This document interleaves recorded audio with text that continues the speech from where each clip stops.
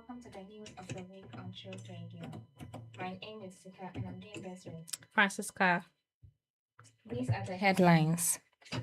Care homes, prisons, and asylum centers hit by nighttime heat. Mouse evasion plagues Friesland farmers. Tano North chiefs petition Mahamat over Galamsey distraction in Tano River. Passengers escape death as VIP traveling from Kumasi to Sunyani catches fire. Now the news in detail. As daytime temperatures continue to soar during the Netherlands heat wave this year, nighttime heat, where temperatures stay above 20 degrees, has lagged behind in public discourse despite its effects on the population. Nighttime heat is an under-examined aspect of heat waves. Lisette Clark, researcher at the Climate Adaptation Services Foundation, told broadcaster NOS and NRC. Especially for vulnerable people, including the elderly and those living in asylum seeker centers and prisons, nighttime temperature is important because your body needs the chance to recover from the heat at night. Poor sleep due to the heat makes that more difficult. Hot nights, which are defined from 11 p.m. to 7 a.m., affect how well people are able to cope during daytime heat. People tend to sleep worse, making them less functional during the day. In addition, homes build up heat because they can't cool down during the night, meaning neither do their inhabitants. The foundation puts out Climate Impact Atlas, which maps climate effects from threats of flooding, waterlogging, drought, and heat throughout the country. Using the atlas, NRC and regional broadcasters found that on average, there are some 6 tropical nights per year in the Netherlands, although there are regional differences. A mouse plague has been destroying fields in Friesland in the northwest of the country, depleting crops as the rodents eat entire patches of land. According to Omroep Friesland, recent weeks have seen the mines mostly causing damage in the meat meadows, but they have no but they have now also infiltrated clay areas. They eat the roots and then the grass dies, Farmer Jan Brouwer told the broadcaster. He estimates that it reduces his grass yield by up to 20%. The outbreak comes on the heels of a country-wide drought, which has also affected the farmers. But, the, but as there's no irrigation ban in Friesland yet as compared to other areas of the country, Brouwer was able to flood his fields to flush out the mines. The critters drown in their burrows, and those that try to escape are easy prey for the birds. The water has also helped his land come back to life.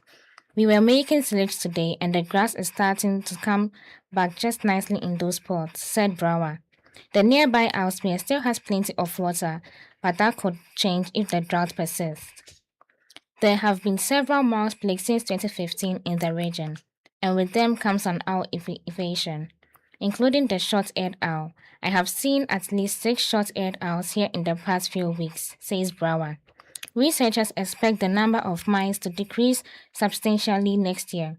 With such a plague, at a certain point, there are simply too many, said Nick Bosma of the Regional Water Board. Then a disease sets in, and within a few weeks, all those mice are dead. But a few ultimately remain, meaning another mouse plague is inevitable.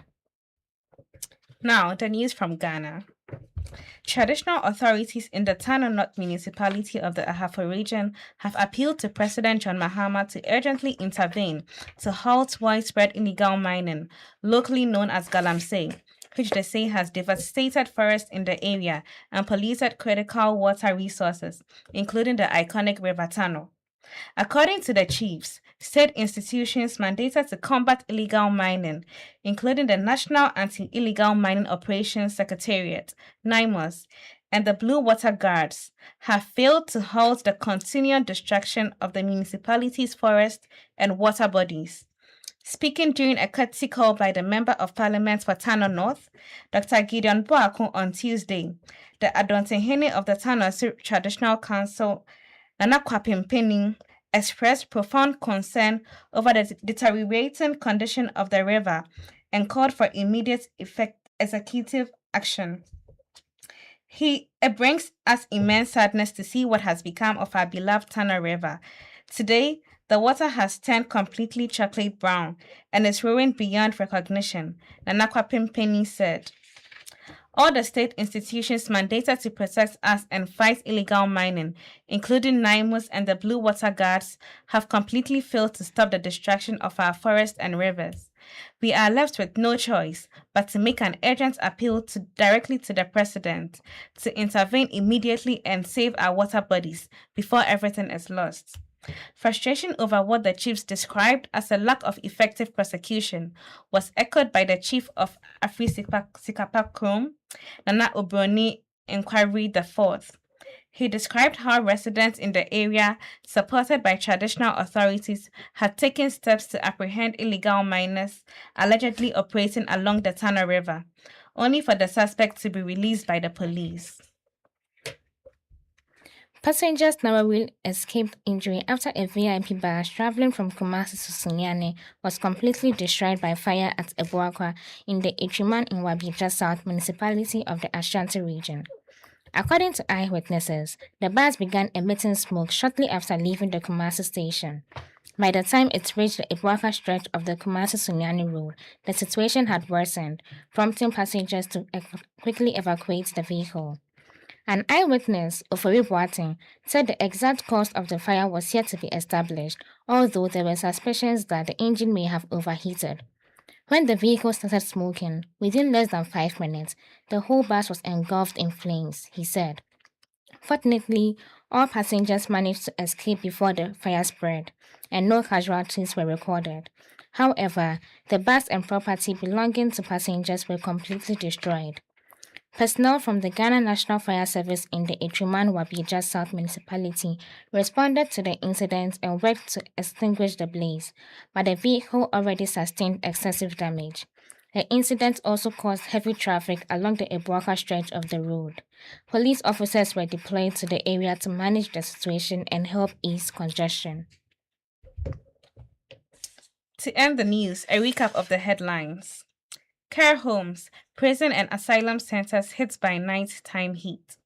Mouse invasion plagues Friesland farmers. Tano North chiefs petition Mahama over Galamsey destruction in River Tano. Passengers escape death as VIP traveling from Kumasi to Sunyani catches fire. That was the news, read by Francisca Nsika, Truth News, Amsterdam. Thanks for listening.